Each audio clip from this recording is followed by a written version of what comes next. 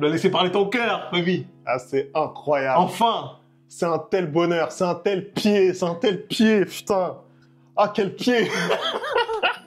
Ah, c'est incroyable, c'est incroyable. Eh, franchement, il y avait une tension pendant le match. Honnêtement, je pense qu'en termes d'intensité, c'est peut-être le plus grand match de Ligue des Champions que j'ai regardé du PSG de ma vie, je pense. Vraiment, en termes d'intensité, que ce soit Liverpool, que ce soit Paris, vraiment, c'était incroyable comme moment à vivre. Après, Voilà. pour toi, personnellement. Pour toi. Parce qu'il ne faut pas dire que c'est le plus grand match en termes d'intensité que tu as vu de toute ta vie. Pour le PSG, j'ai dit pour le PSG, mais tranquille. Mais tranquille. Arrête de faire le malin, frère. Arrête de faire le malin. Je suis un ancien, moi je suis un ancien du game. Voilà, moi je veux juste remercier le PSG parce que les émotions, c'est incroyable. J'étais là en train de crier, la pauvre, ma femme, je l'ai fatiguée, mais ce que tu veux, c'est le football. C'est le football, c'est pour ça que on regarde ces matchs-là. Voilà, c'est incroyable. J'avais la larme à l'œil à la fin quand j'ai vu Doué transformer son penalty. C'est extraordinaire. On dirait qu'on a gagné quelque chose alors qu'on n'a absolument rien gagné. C'est ça on parle d'un huitième de finale quand même.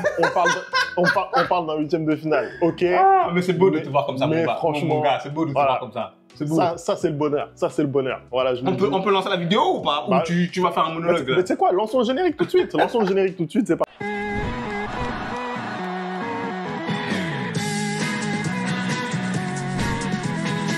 C'est extraordinaire la soirée que le Paris Saint-Germain vient d'offrir à Femi et à tous les amoureux du football, bien évidemment. Hein. Le Paris Saint-Germain qui s'impose ce soir face à Liverpool à Anfield. Un 11 mars, on dirait que c'est une date qui porte vraiment un bonheur au Paris Saint-Germain. Et de quelle manière Paris a su souffrir un Femi, toi qui étais inquiet à savoir si ton équipe était capable de souffrir. Elle a su souffrir, elle a su prendre des coups, ne pas encaisser, se relever hein, et aller de l'avant et continuer encore et encore. J'ai l'impression que ce soir, ce sont les Parisiens qui n'ont pas marché tout seuls. Voilà. J'ai l'impression. Ah, c'est incroyable. Franchement, il y a tellement de choses à dire, tellement d'éléments sur lesquels on avait des doutes que je sais même pas par où commencer ce débrief. Mais on va commencer par Didier Donnarumma.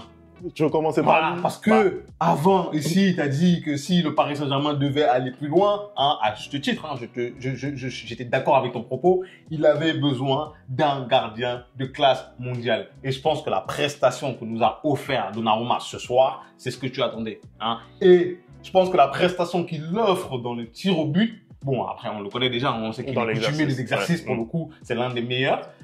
C'est ça qui permet aujourd'hui à Paris de se qualifier. Et quelle est belle l'histoire, parce que match aller, c'est lui le fautif, hein, et match retour, c'est lui qui donne la qualification au Paris Saint-Germain. C'est extraordinaire. Voilà, c'est le joueur le plus décrié de cette équipe. Voilà, Didier Donnarumma, moi je te dis, je considère. Tu l'as fracassé. Je l'ai fracassé. Voilà. Je considère toujours que c'est pas un top gardien européen. Tu t'en veux plus de ton club, dis-le. Je considère toujours que c'est pas le gardien qu'il nous faut pour aller chercher une Ligue des Champions, mais clairement, si on est qualifié ce soir en quart de finale de la Ligue des Champions, c'est en grande partie grâce à lui et sa prestation. Alors, si on doit décortiquer un petit peu la presta, je pense que déjà, au pied, il a été, encore une fois, très moyen. Il y a eu 2-3 passes où ça aurait pu être intercepté encore une fois par des joueurs de Liverpool. Donc, vraiment à la limite, vraiment au bord du précipice. Mais après, ce qu'il a fait, notamment au plus fort de la domination de Liverpool, donc en deuxième mi-temps, c'est juste exceptionnel. Il a réussi à être acteur des événements. Quand il a fallu sortir, s'imposer dans les airs, il l'a fait. Ça, pour moi, c'est là où je l'attendais pas et où il a été le plus impressionnant. Parce qu'au final, ce que je constate un petit peu avec le recul, c'est que des frappes vraiment directement à prendre, il en a pas tant pris que ça. Je pense qu'il a vraiment été proactif en fait. Il est beaucoup sorti, il est beaucoup allé chercher des centres, etc. Des très bons centres hein, d'ailleurs qui sont arrivés. Mais voilà, des frappes vraiment qui arrivent sur lui à repousser, il n'en a pas eu tant que ça. Mais en tout cas, c'est une prestation XXL de la part de Didier Donnarumma. Il faut dire la vérité. Voilà, ce soir, il fait une prestation XXL qui est sublimée par cette séance de tir au but, vraiment qui était irrespirable et à la fin Désiré Doué qui transforme. Ouais, mais dans le but, dès le deuxième penalty, il t'aimait bien déjà. Tais-toi un peu. Dès le deuxième tir au but, il t'aimait bien. Moi, je respirais plus. Je te le dis. À ce moment-là, j'étais à bout de souffle. J'avais plus de salive, je pouvais plus. Voilà. Mais c'est vrai que non, il nous facilite grandement la séance de tir au but. T'as raison de le souligner parce que il fait un arrêt très rapidement. Il y a Salah qui transforme et après derrière. En fait, ça vous permet, même si après il y a un raté parisien, d'être à égalité. Tu vois, quand tu arrêtes dès le début comme ça un tir au but, bah t'es à l'aise et surtout que ça met le doute du côté de Liverpool et c'est ce qui s'est passé avec Curtis Jones. Tu vois. Et surtout aussi que on avait tiré en premier. On commençait la séance et ça aussi ça permet derrière de prendre encore plus l'ascendant. Donc oui, tout s'est bien goupillé, ça a été incroyable. On a commencé par Gigio Donnarumma. Il y a beaucoup de choses encore à dire sur ce match. Justement, est-ce qu'on peut revenir sur ce match-là? Parce que pour le coup, moi, c'est le match que j'ai vu ce soir, c'est le match que j'attendais lors de la première confrontation au Parc des Princes. C'est-à-dire deux équipes qui jouent au football. On s'est pas trompé quand on a dit que Liverpool n'allait pas jouer de la même manière à Anfield parce qu'il y a beaucoup de gens qui nous ont dit oui, le Paris Saint-Germain avait fait déjouer Liverpool au Parc. C'est vrai, c'est vrai. Mais moi, j'étais persuadé et j'étais certain que Liverpool n'allait pas jouer comme ça à Anfield et ce soir, ils nous l'ont montré. Je te pose la question, est-ce que tu considères malgré tout que on a eu plus ou moins le scénario inverse, c'est-à-dire Liverpool qui a vraiment mis à mal le PSG comme le PSG avait mis à mal Liverpool? Bah, je trouve que, en tout cas, sur la deuxième mi-temps de ce match-là, c'est clair, net et précis.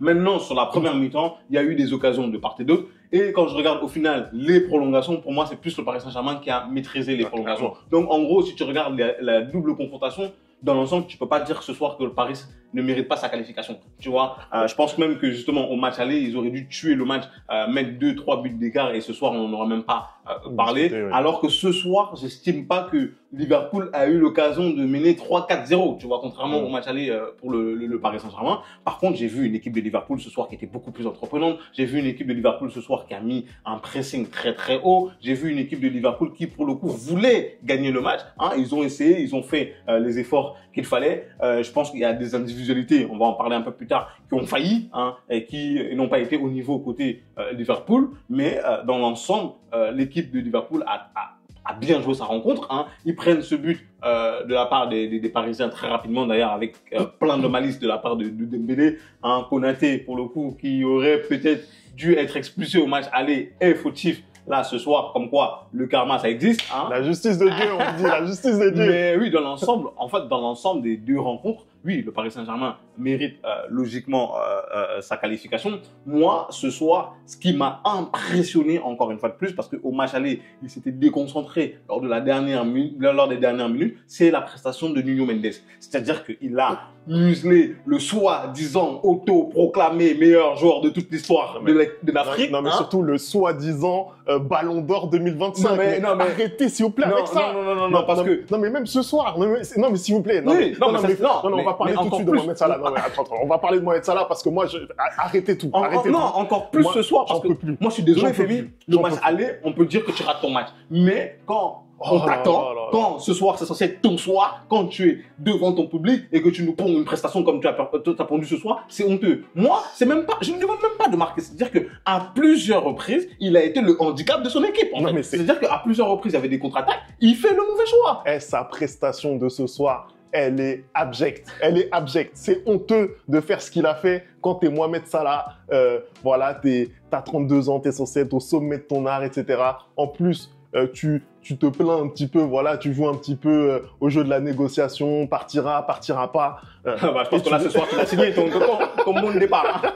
Non, là, sincèrement, faire cette prestation en sachant ce qu'il avait fait au Parc des Princes, je suis désolé, c'est pas possible. Ouais, mais après, est-ce que c'est pas aussi parce que, pour le coup, la défense de Nuno Mendes, à plusieurs reprises, il a anticipé ce que Salah allait faire, à plusieurs reprises, il a joué de son physique, il a mis mal, hein. À plusieurs reprises aussi, on voit que Salah ne fait pas les bons choix. Moi, je suis désolé, quand tu es censé être un joueur de classe mondiale, tu peux pas pondre ce genre de prestations dans les grands matchs. t'en parles très souvent avec Erling Haaland, mais moi je suis désolé, c'est le même parallèle avec Mohamed Salah. Dès qu'on arrive en Europe et que Liverpool a besoin de cet homme-là, il disparaît. Et c'est pour ça, encore une fois de plus, je vais revenir sur la vidéo où on avait fait le classement des meilleurs joueurs africains, c'est pour ça que je l'ai mis en 5e derrière Sadio Mané. C'est pour ça que je l'ai mis en 5e derrière Sadio Mané, parce que quand Liverpool a besoin de lui en Ligue des Champions, il disparaît. Je suis désolé, c'est pas lui qui porte l'équipe à ce moment-là. Et ce soir, on l'a encore vu une fois de plus. Parce que quand vous venez faire, oui, c'est le meilleur joueur, parce que je pense que c'est que des gens qui sont nés après 2000, hein, qui pour eux, ils estiment que c'est le meilleur joueur africain de tous les temps, parce que je suis désolé, c'est bien beau d'accumuler les statistiques en première ligue, quand on voit que ce soir, c'est très difficile pour passer Nuno Mendes.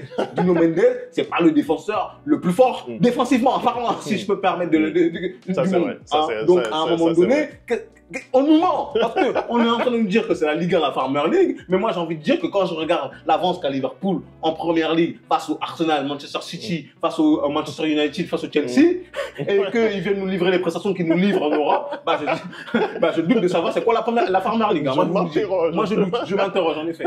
Non mais oui, clairement ça pose question. Bon déjà, je pense qu'on va mettre un petit peu plus de respect sur la Ligue 1 parce que bon, moi vous savez voilà que c'est un championnat que j'apprécie particulièrement et que moi j'ai toujours défendu le niveau de la Ligue 1. Bien sûr que le PSG le piétine et c'est normal, ce championnat, voilà, il est au-dessus à tout point de vue, financièrement, techniquement, il est au-dessus, mais ça veut pas dire que la Ligue 1 est si nulle que ça. Et la preuve, voilà, on voit que là, Liverpool, qui domine outrageusement la Première Ligue, c'est fait quand même sur l'ensemble du match, c'est fait quand même largement dominer, je trouve, par le PSG.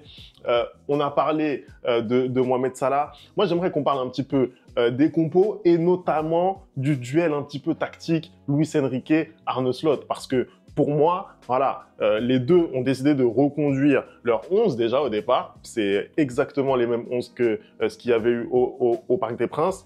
Et voilà, le PSG a très rapidement marqué, tu l'as dit. Et derrière, quand même, ça a un petit peu tangué. Après, au fur et à mesure que les minutes ont passé, donc entre la fin du match et la prolongation, le PSG a repris l'ascendant. Comment toi, tu juges le match des deux? Parce que moi, personnellement, j'ai trouvé Arne Slot, en fait, un petit peu en manque de solution. Il était en train de subir la situation. Après, le souci aussi, je te l'avais dit quand on avait fait l'avant-match, justement, que là, l'élément, le détail pouvait se jouer, justement, dans le banc, et que le banc du Paris Saint-Germain était meilleur que celui de Liverpool. Là, on le voit clairement. Quand, en approche des prolongations, toi, de ton côté, tu fais rentrer Gonzalo Ramos. Toi, de ton côté, tu fais rentrer Désiré Doué. Hein. Tu vois que c'est pas exactement la même chose que côté Liverpool, même si au match aller, il avait fait rentrer Harvey Elliott et qu'il était venu marquer.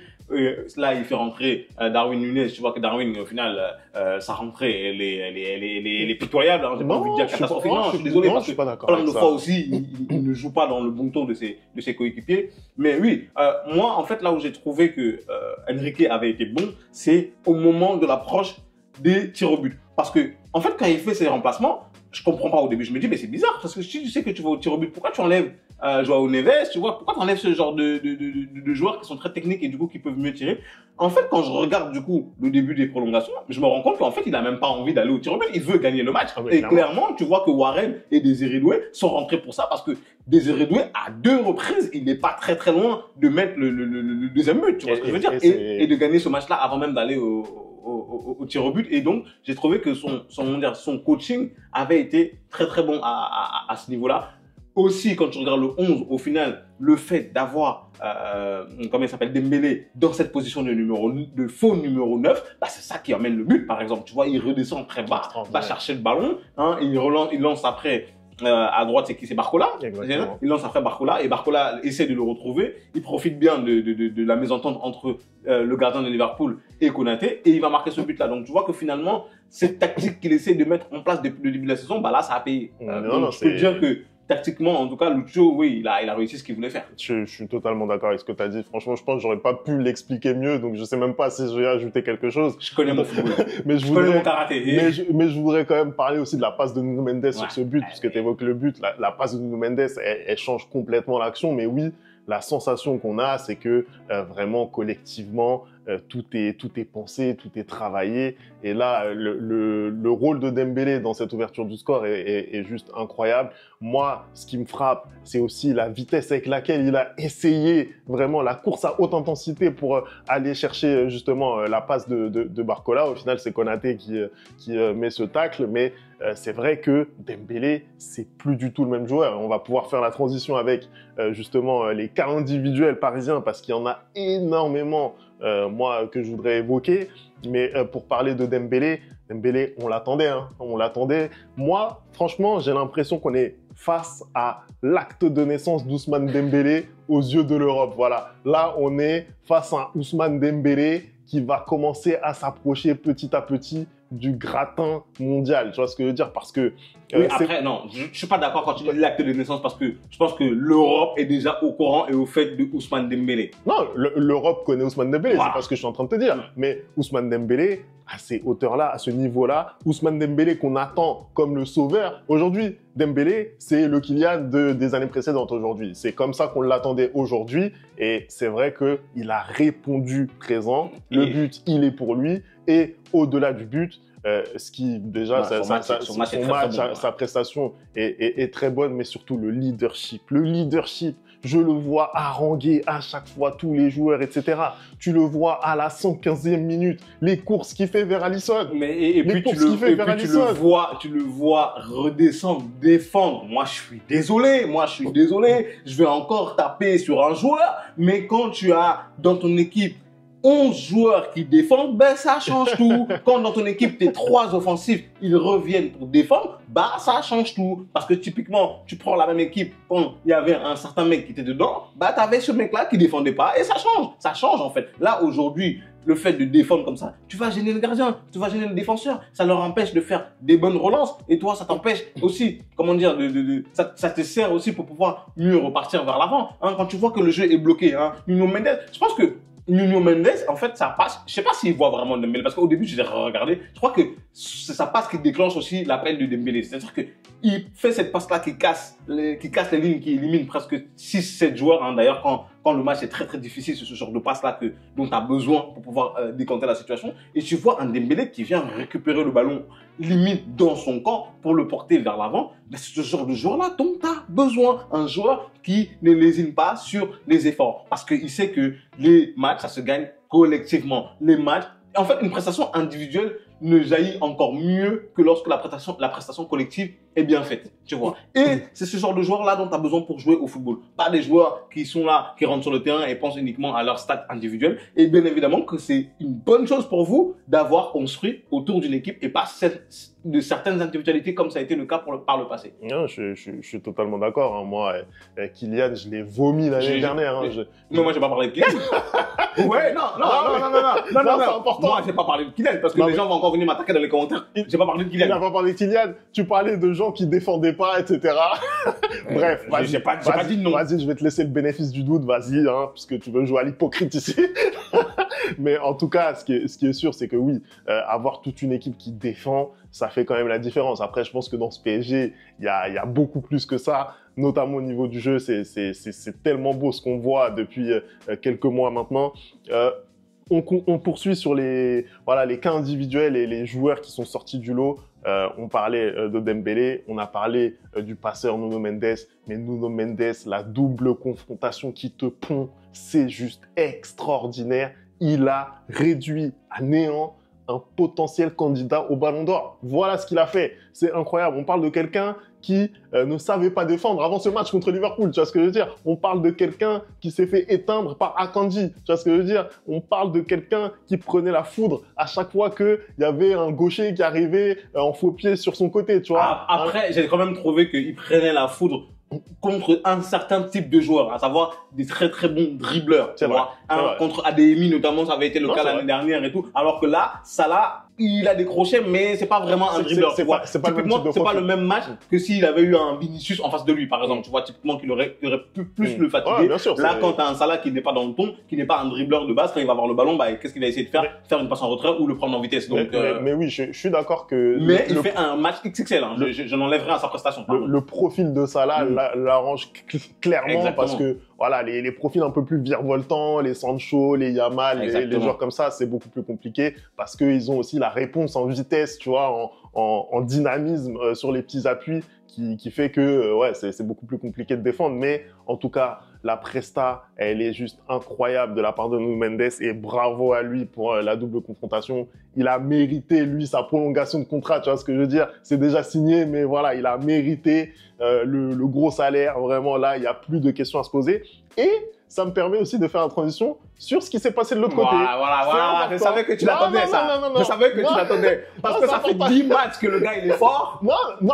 Mais après, je vais pas non plus dire, ouais, Achraf, tout ça, il est nul. Je vais pas dire ça. C'est pas mon propos. Dis ce que tu veux dire. Non, c'est pas mon propos. Dis ton propos. Mais en tout cas, voilà, je constate encore une fois que le match a été plus compliqué pour lui. On arrive vers le printemps, etc.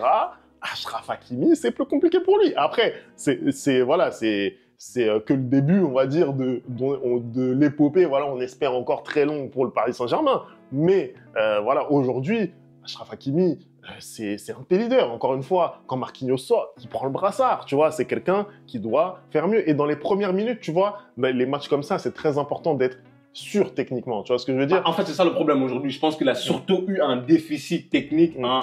Il n'était pas vraiment dans le match côté technique. Je pense qu'il n'a pas répondu, mais dans l'engagement et dans le duel, une fois de plus, il était encore présent. Il n'a pas commis de grosses erreurs. Il a fait des frayeurs, mais il n'a pas commis de grosses erreurs. Je suis désolé.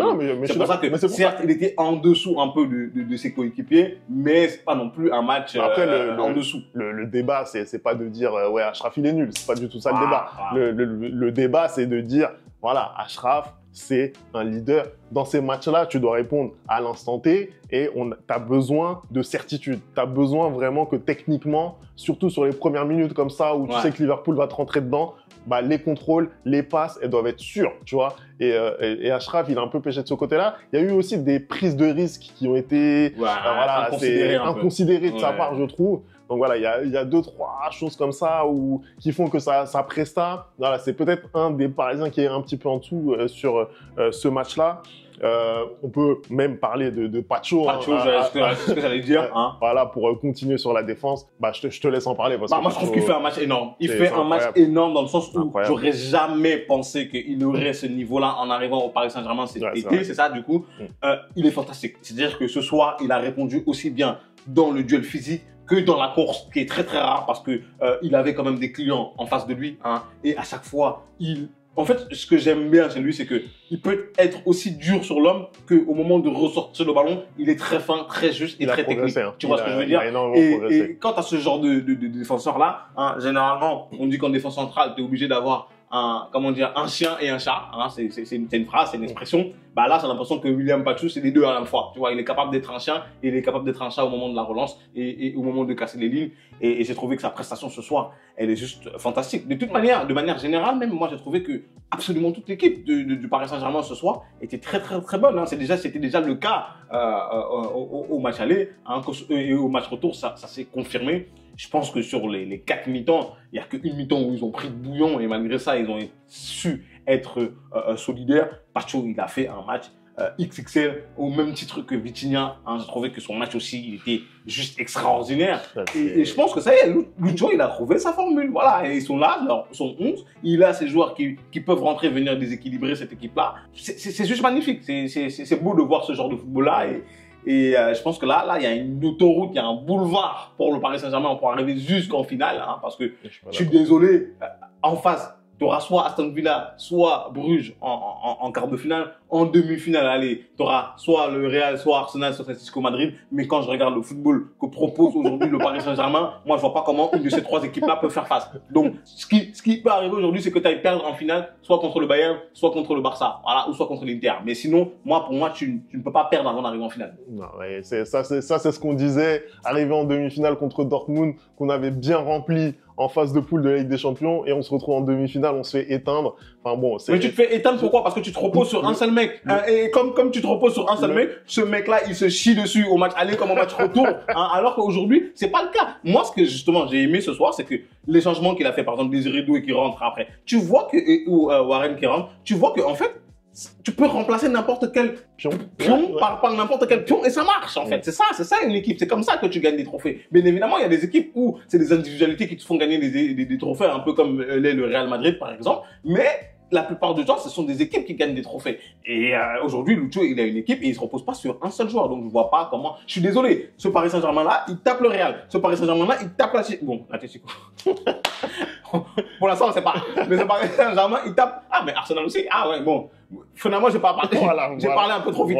Voilà. Donc, calmons-nous un petit peu. Déjà, au tour suivant, tu vas potentiellement prendre un Aston Villa, tu vois. Aston Villa, bon, c'est pas un grand d'Europe, on est d'accord. Mais voilà, il faut se les prendre quand même.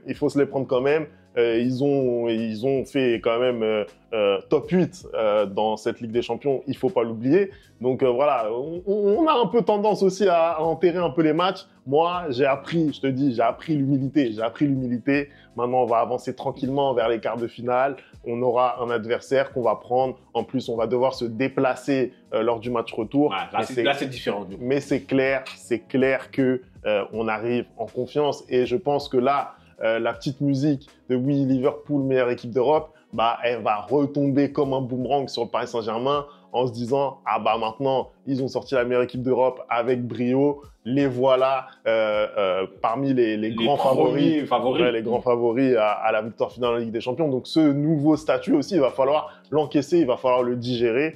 Mais c'est vrai qu'ils ont travaillé pour avoir ce résultat, ils ont travaillé pour avoir ce statut. Aujourd'hui, ils l'ont, tant mieux pour eux. Il faut quand même rappeler la portée historique vraiment de cet exploit pour le foot français. Voilà, personne n'avait fait ça avant, personne n'avait gagné à Anfield sur un match à élimination directe pour un club français. C'est extraordinaire de faire ça.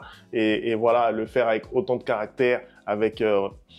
c'est extraordinaire. Est-ce que ce soir, tu demandes pardon à Donnarumma? Est-ce que ce soir, Femi, tu demandes pardon à Donnarumma avant qu'on conclue la vidéo? Je demande absolument pas pardon à Donnarumma parce que, en vrai, les critiques étaient totalement justifiées. Tu vois ce que je veux dire? C'est même pas, on n'a même pas été mauvais ou dur. Voilà, à un moment donné, je pense que Donnarumma, il a eu beaucoup entre guillemets, de chances qui ont été données par les supporters, qui ont été données par ses différents coachs, etc. Donnarumma, franchement, il a eu, voilà, à un moment donné, je pense que là, ce soir, c'était le dernier moment pour lui. Hein. C'était le dernier moment. Je pense que si ce soir, il fait n'importe quoi. Si ce soir, il faisait n'importe quoi. Il fait ses valises, il part. La valise est terminée. Tu vois ce que je veux dire? Là, je pense qu'il s'est accordé un sursis. T'es pas à l'abri que, voilà, ça se passe mal au prochain tour, etc. Mais on va pas lui enlever ce match-là. On l'attendait, ce match-là. On l'appelait de nos voeux. On l'espérait même plus, en fait, de sa part, ce match. Je vais te dire la vérité. On l'attendait même plus. Et il te pond cette presta au meilleur des moments parce que franchement, en plein milieu de la deuxième période, quand on prend vague sur vague, bah, je peux te dire que tu fanfaronnes pas et Donnarumma, il est là, il sort les arrêts. Franchement, il y a pas mal de fois où je pense que voilà, le but, il va arriver, notamment justement, je crois que c'est tête où il arrive à aller se déployer, aller enlever le ballon devant Salah. C'est très fort. Bon, les autres fois, c'est des poteaux, des trucs comme ça et tout. Mais il fait une prestation ce soir qui vraiment lui vaut ce titre de homme du match et c'est totalement et logiquement mérité. Bravo à Donnarumma pour avoir permis à son équipe d'aller plus loin et surtout ces deux arrêts au tir au but, vraiment c'est ce qui montre vraiment que c'est un spécialiste de cet exercice-là et bravo au Paris Saint-Germain pour le match. Hein. C'est très beau ce qui t'arrive ce soir. C'est fou, hein. Franchement, le bonheur que j'ai ressenti, parce qu'en plus, c'était un match à couteau tiré pendant les 120 minutes. On a marqué très rapidement, on s'est remis dans le match, on s'est remis à y croire. Je pense que s'il y avait eu peut-être 0-0 pendant tout le temps réglementaire et peut-être un but de Paris à la fin, ça aurait été peut-être moins intense d'un point de vue émotionnel. Mais là, le fait de se dire, non, on peut pas sortir comme ça après avoir marqué si tôt, après avoir eu des balles aussi de 2-0 dans ce match-là. On en a eu un certain nombre en première mi-temps. Parce que je pense que même si Liverpool a dominé globalement en première mi-temps, on a eu les occasions les plus sérieuses. Voilà, tu te dis qu'il y avait moyen déjà de leur mettre beaucoup plus de, voilà, un vrai coup derrière la tête.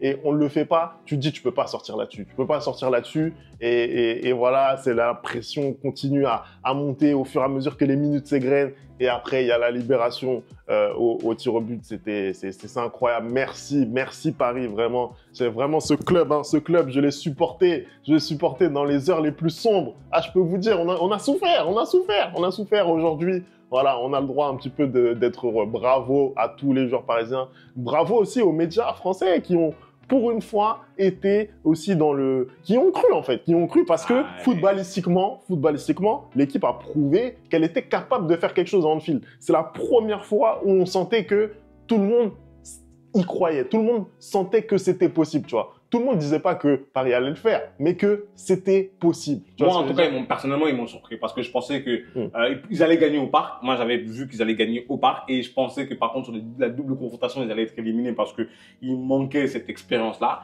Et malgré tout, ils m'ont prouvé le contraire. Ils m'ont prouvé que c'était devenu une équipe et ils m'ont prouvé qu'ils étaient capables d'aller jouer ce genre de gros rendez-vous. Donc, écoute, j'ai envie de dire merci à eux, même si ils m'ont enlever des heures dans mon sommeil, parce que je vois qu'il est déjà minuit 30 et que la vidéo n'est toujours pas sortie. Non, merci à Paris pour les 120 minutes.